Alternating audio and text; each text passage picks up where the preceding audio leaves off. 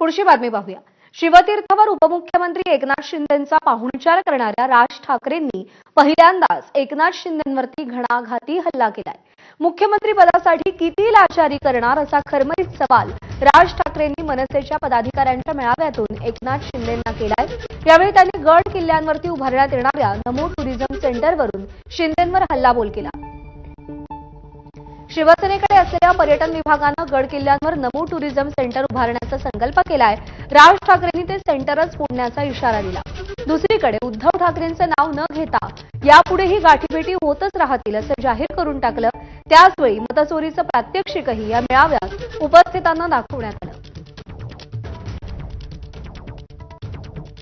नरेंद्र मोदींच्या 75व्या वाढदिवसानिमित्त tourism department ही नमो tourism centres कुठे काढतायत? शिवनेरीवर, रायगडावर, राजगडावर, जिथे फक्त आमच्या महाराजांचं नाव असलं पाहिजे इथे टुरिझमचे आता सेंटर्स काढायला निघालेत। मी आत्ता सांगतोय, सत्ता असो नसो, वर नाही, खाली नाही, आजूबाजूला नाही, कुठेही नाही,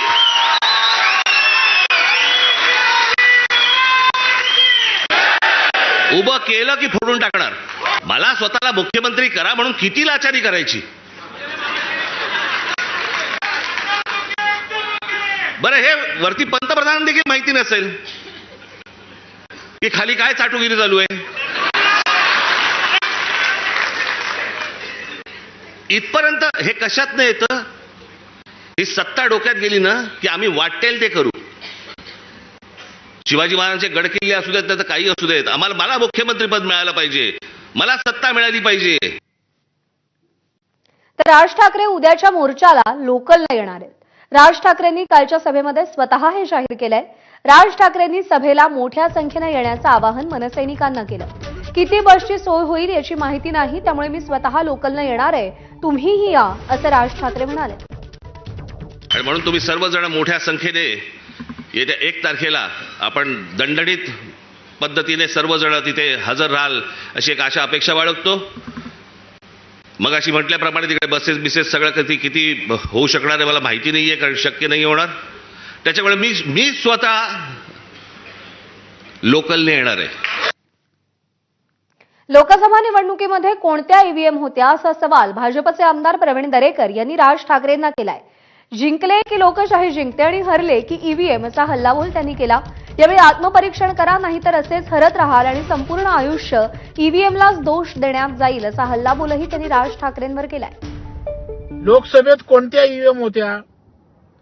जिंकले की लोकशाही जिंकते आणि हरले की ईव्हीएम।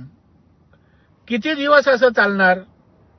मला वाटतं थोडं तरी आत्मपरीक्षण करा, नाहीतर असेच त्या ठिकाणी हरत राहाल आणि संपूर्ण आयुष्य हे ईव्हीएमला दोष देण्यात जाईल। दरम्यान किती दिवस पराजयासाठी कारण शोधणार असा सवाल भाजपच्या केशव उपाध्ये यांनी राज ठाकरेंना केलाय। तर मेळाव्यातून राज ठाकरेंनी जे सादरीकरण केलं त्यावर बोलताना केशव उपाध्ये यांनी ही माहिती निवडणूक आयोगाला तसंच न्यायालयात दिली का किंवा का नाही दिली असा सवालही केलाय।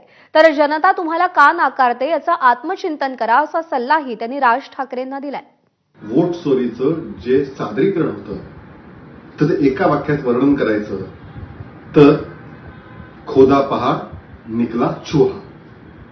कारण इतकं मोठं सगळं सादरीकरण होतं, हे सगळं असं चोरी असू शकते या संभाव्य गृहीतकार होतं। ठोस काही पुरावा होता का?